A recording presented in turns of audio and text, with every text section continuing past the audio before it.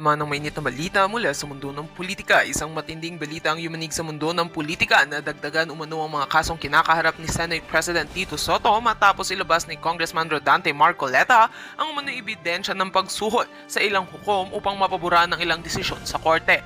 Ayon sa mga ulat, nagsimula ang investigasyon matapos lumabas ang ilang dokumentong nag-uugnay sa pangalan ni Soto sa controversial na case-fixing scheme. Sa eksklusibong pahayag ni Marcoleta, sinabi niyang handa siyang ilantad sa publiko ang lahat ng impormasyon na magpapatunay sa umunoy katiwalian sa loob ng hudikatura.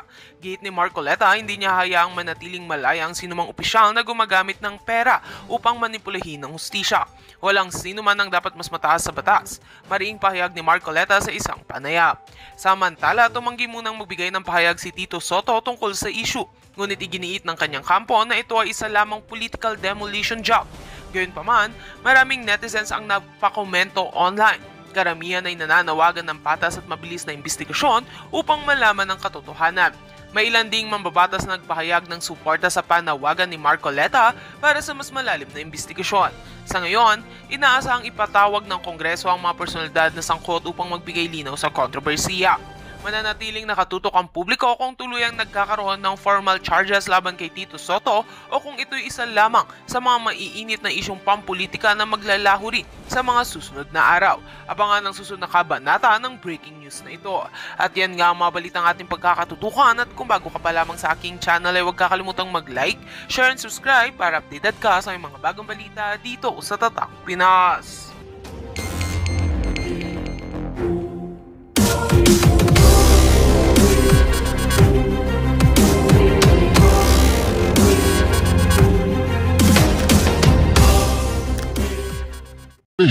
Hindi ay nako, talagang all-out war na po itong si Congressman na Kiko Barsaga. Please investigate the validity of this image of Senator Lacson private meeting with the Discayas. Nako, 15 minutes to 20 minutes daw po yan. Nako, Gibo Teodoro's ambition will lead to the death of millions of Filipino people. Nako, mga kareaksyon, gusto raw bumera ni Gibo Teodoro lamang sa China. Nako, mga kareaksyon, grabe na po. Ethics Committee complaints will be filed against Ralph Tulfo for desecrating the image of Congress through his gluttonous hedonism.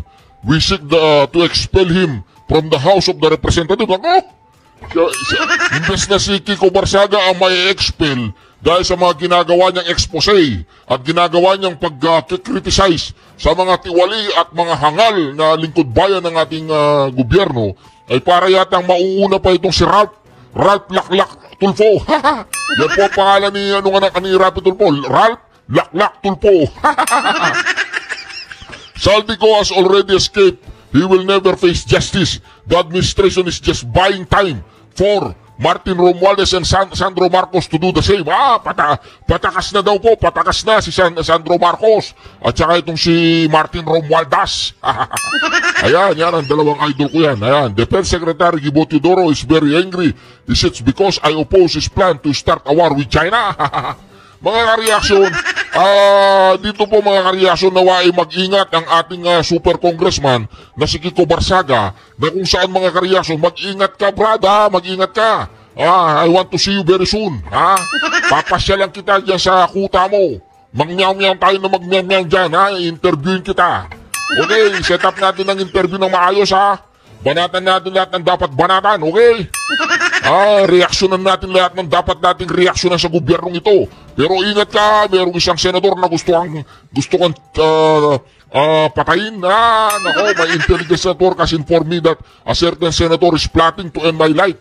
Sino ba yung senador na yan? Di ba si Ping Lacson lang naman ang binabanatan mo, senador? Baka makuratong balik. Ingat ka, baka makuratong baliling ka. Ingat lang, brad, Kiko Barsaga. Heto na mga kareaksyon. Ako, may bago na po tayong Senate President. Malapit na po mga kareaksyon. Alright, Reaction TVP is nagbabalik. Reaction. Napakaganda po ng mga pag-uusapan natin ngayong mga kareaksyon. Mantagin po ninyo, si Tito Soto nanganganib na po mga kareaksyon. Ilang araw na lang yan, mapapalitan na. Bakit po mga kareaksyon? Nakalimutan ko na naman yung ating intro. Mag-intro muna tayo mga kareaksyon. Wala ho tayong pakialam sa batas na sometimes You have to bend the law to be able to please the people. Mas mataas po ang taong bayan sa batas. Am I right, Secretary Remulla? Yes, sir. Mr. Chairman. Thank you, Mr. Chair.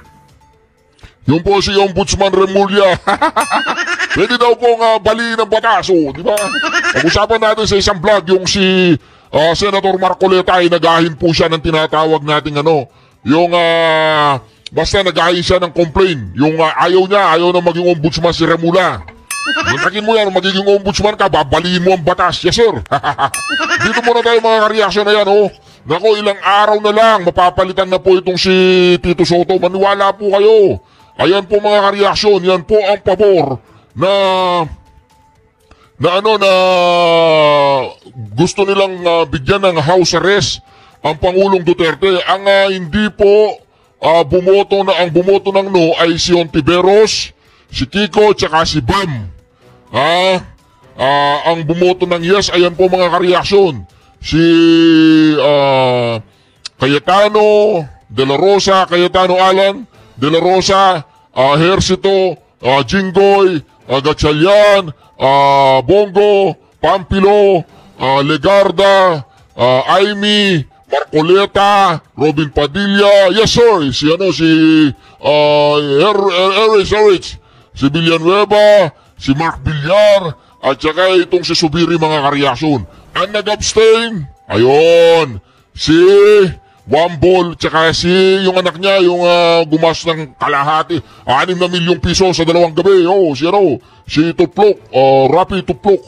Ayan mga kareaksyon Pero meron pong malaking question mark para sa akin dito. Nasaan si Escudero? Nasaan si Cayetano Pia? Nasaan si Villar Camil? Tsaka yung isa pa, si Villar Camil, Escudero, Villar Camil, yung isa si Cayetano Pia, tsaka meron pang isang nawawala. Mga kareaksyon. Ang malaking question mark dito si Escudero. Sabi ko na nga ba si Escudero Si Escudero magaling yung bumalabaligtad Ba't wala siya dyan, di ba? Magaling siyempre, best friend niya si Lisa Araneta. Best friend niya si Lisa Araneta, siyempre naman.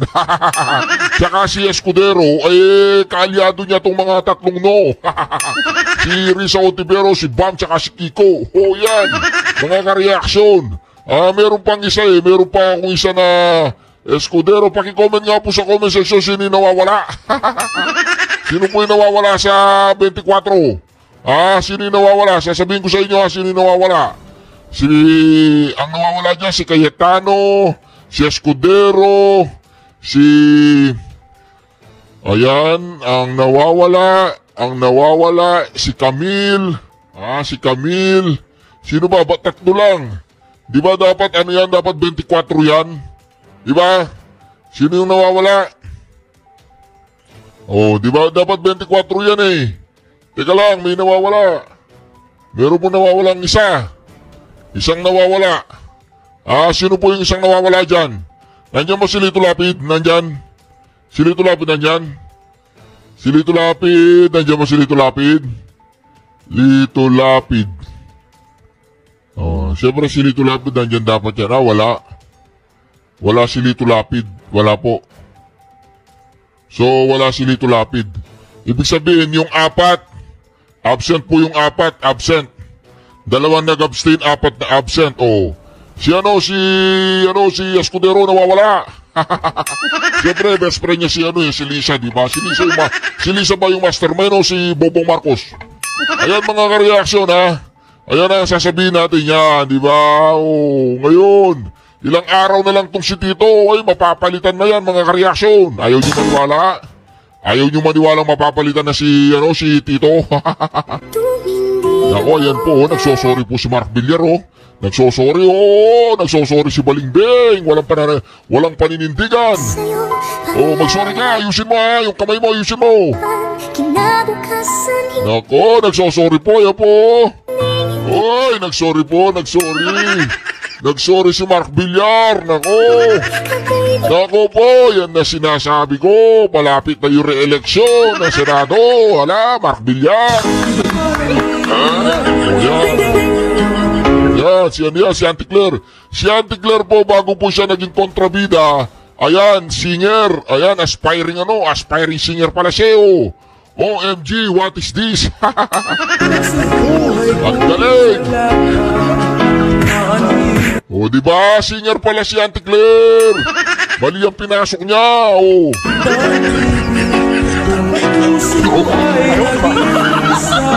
Oh, diba? May future ka, Auntie Claire. Meron kang potential. Ba't di ka nag-apply sa Malate? Marami nangangailangan doon. Oh, bagay na bagay ka sa Malate. Maraming doon, mga nangangailangan ng mga singer. Oo, ikaw yung attorney, ang abogadong singer sa Malate. Ganoon.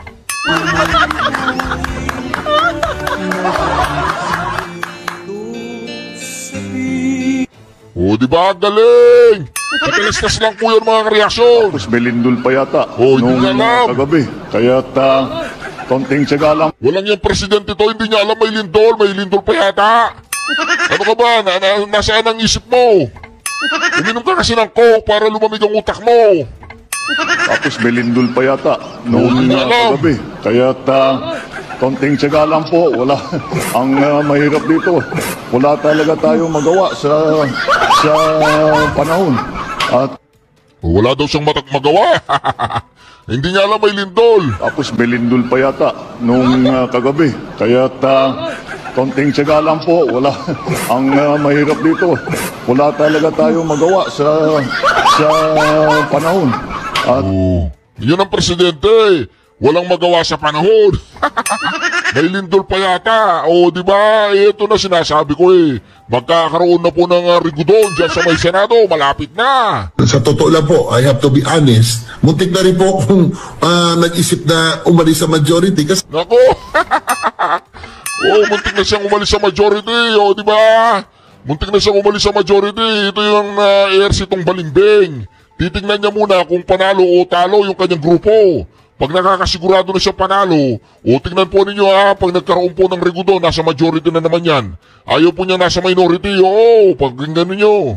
totoo lang po, I have to be honest, muntik na rin po kung nag-isip na umalis sa majority kasi Nako.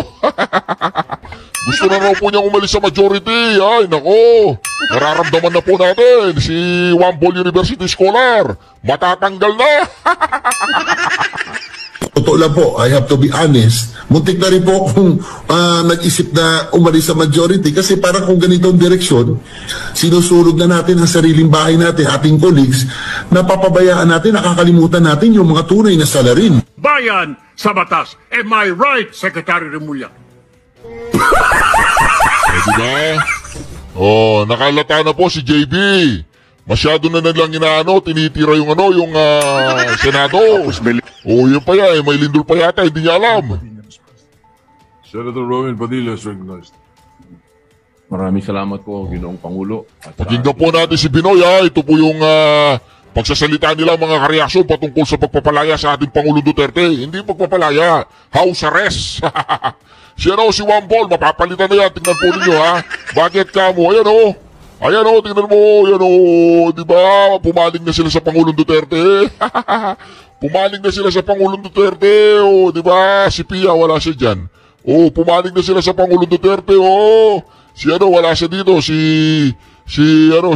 Escudero, di ba? Gusto kasi ni Escudero, ang Pangulong Duterte mabulok doon sa dahig. Pabor siya, nung Senate President siya. Pabor, si Escudero, kaya si Escudero, pagdating sa Pangulong Duterte, talagang gusto niya mabulok doon sa dahig. Kasi kung ayaw niya mabulok doon sa dahig, wala siya, di ba? Escudero, bulok ka rin. Lumilitaw po, sumisingaw po ang baho, ang amoy ni Escudero kapag pinag-uusapan ang Pangulong Duterte. Wala siya, absent. Kaya hindi ako masyadong conforme kay Escudero, pero okay yung ginagawa ni Escudero. Banatan mo si Romualdez kasi galit si Lisa Araneta kay Romualdez. Hindi yata tama yung partiyan. Para nawawala yung 10 billion. O ngayon, sabi ni Lisa Araneta, oy, Bongbong, banatan mo yan, palayasin mo si Saldico sa Pilipinas. O, hindi tama yung atiyan. O, yung mga sindikato, hindi tama. Kaya kay Escudero, hindi ako conforme pagdating sa kay VP Sara Duterte, pakukulong din niya yan. Ay, hindi naman. Pagkitanggal po yung pakulong sa record in aid of the legislation. Pero si Escudero, okay, sige, okay ka sa amin ngayon. Banatan mo ng banata si Tambaluslos. Pero pagdating ng 2028, alam ko, kakalabanin mo si Sara Duterte. Tignan natin kung makikipag-alyado siya kay Sara Duterte. Pero sa tingin ko si Escudero, takot siya kay Palaka. Kaya umabsent, hindi siya bumoto. Oy, si Escudero, anong ginagawa mo? Kala ko tuloy-tuloy na yung kayabangan mo, katapangan mo. Oy, tuloy-tuloy mo na, sagarin mo na, Escudero. Pero okay lang. At least binabaratan mo si Tambaluslos. Inutusan ka ba ni Lisa Araneta? Hindi, napag-aalala kasi sa Escudero di ba? May away kasi si Lisa at si Tamba. Hindi yata tama yung atiyan doon sa share. Nunong Mayorya. Una po sa lahat, gusto ko rin po magpasalamat sa mga senador na nagbigay po sa amin ng lakas loob upang ilapit po sa inyo itong usapin na ito. Alam niyo po, mga kasama, ang pagkakakilala ko po kay Tatay Digong, kaya po siya ay aking iniidolo. Ito pong taong ito ay matapang na tao. Nasa kanya po lahat ang katangian, parang isang katulad ko ay sumaludo. Pero dumadating po sa punto na ang isang tao ay tumatanda. Alam niyo po, kung ikukumpara ko yung pangungulungan ko dito sa Pilipinas, sa pangungulungan ng ating Tatay Digong, ay napakalayo po. Sapagkat ang kulungan po natin ay hindi po parehas ng kulungan sa ibang bansa. Si Digong po ay nakakulong sa napakaliit na kwarto. May oras po para siya ay lumabas. Halos buong araw siya po ay nasa loob ng kwarto na yan, na meron lang pong maliit na butas kung saan po inaabot ang kanyang pagkain. Napakahirap po dahil dito po sa atin, sa amin sa Muntinlupa, ang tawag po namin doon Bartolina. Yun po ang itsura ng kinalalagyan ni Tatay Digong. Siya po ay nasa Bartolina. Wala po siya doong nakakausap, wala po siyang nakakakwentuhan, at higit sa lahat, napakahirap po para sa isang nangungulungan na sa ganong edad ay nag-iisa ka, wala pong nag-aasikaso sa iyo. Alam niyo po, ang aking mahal na ina, nung siya po ay nag-umpisa na nagkaroon ng mild dementia, siya po ay 80 years old. Ang aking pong ina ngayon ay 89. Siya po ay may advanced dementia na. Kaya batid ko po kung ano ang hinagpis ng mga nagmamahal kay Tatay Digong. Kung paano po nakakalimot sa kanyang pangalan, nakakalimot sa pangalan ng mga anak niya, nakakalimot sa mga bagay na may kilalaman sa katawan niya, kung kailan siya dudumi, kung kailan siya iihi. Mga bagay po yan na inilalapit ko po sa ating mga kasamahan at sa mga kababayan natin. Kung sana po ay mapagbigyan ang aming kahilingan. Hindi naman po kami humihingi na siya po ay pakawalan. Ang hinihingi po namin, siya po ay maialis sa Bartolina.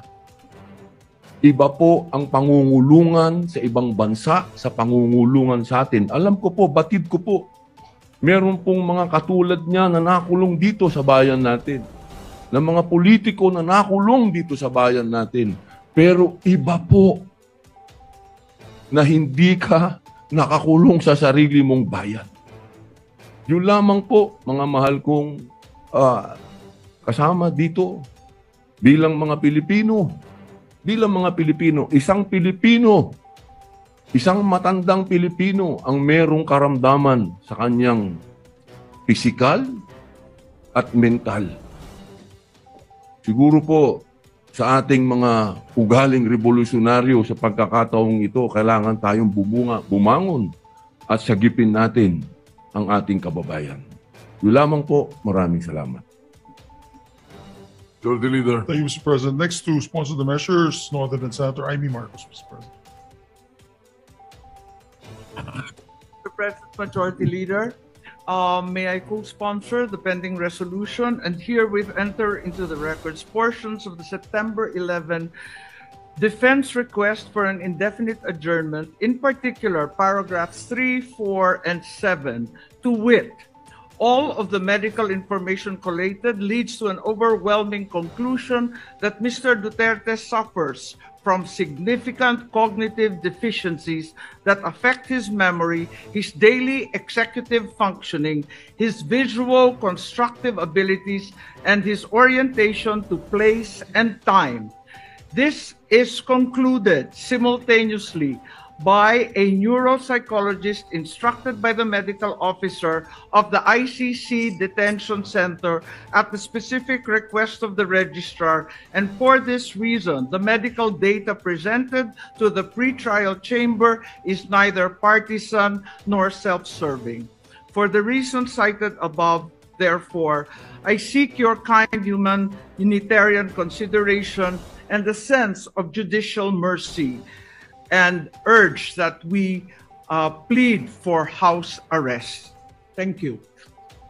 Thank you, Mr. President. Mr. President, Yes, Majority Leader. next to sponsor Senator Jinggoy Ejercito Estrada, Mr. President. Senator Jingo Estrada is recognized. Thank you, Mr. President.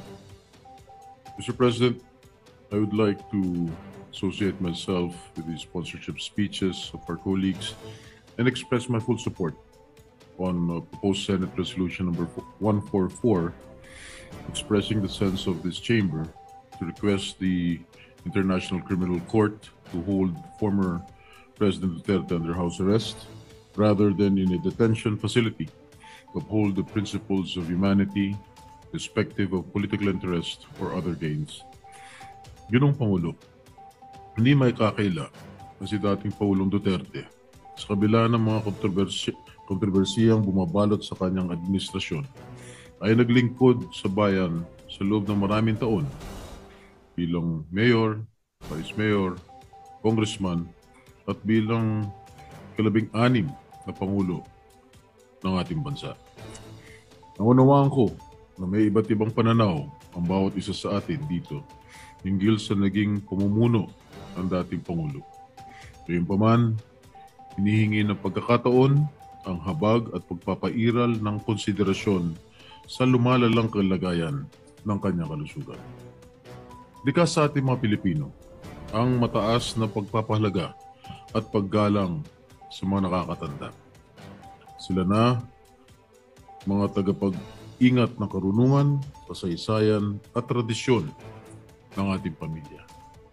At gaya ng karamihan na nasa dapit hapon na ng kanilang buhay sa edad na 80 anyos, hindi na siya ang leader na kinamulatan natin ilang taon na nakaraan, matatag sa likod ng pulpito ng kapangyarihan.